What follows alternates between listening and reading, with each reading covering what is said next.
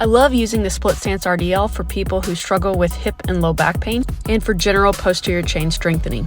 The bilateral version of the RDL is good, but I tend to use the split stance version most often in injured people for two main reasons. First, if one side is weaker, the split stance version forces you to address this weakness. Second, the split stance version of the RDL tends to be better tolerated by those with back pain.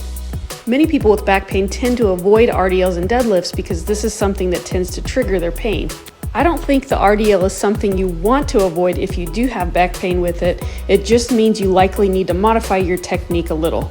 Try some of these cues to see if they help with your symptoms. The real benefits of the RDL and deadlift comes when you can learn to drive this movement from your hips instead of from your back. The dowel hip hinge is a great exercise that can teach you how to drive this movement from your hips while maintaining a neutral, straight spine. Once you have this movement pattern down, you've got to learn how to use the muscles on the back side of your body to help lift the weight. Learning how to really engage the upper hamstring muscles can be key to getting rid of low back pain with these exercises. Try using the hamstring hip lift in between lifts to try to facilitate activation of your hamstrings.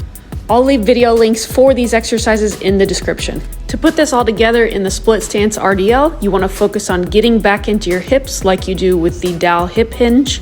Keep the spine nice and long to minimize stress to the low back. And you also want to think about really pulling your sit bones down into the floor like you do with the hamstring hip lift against the wall.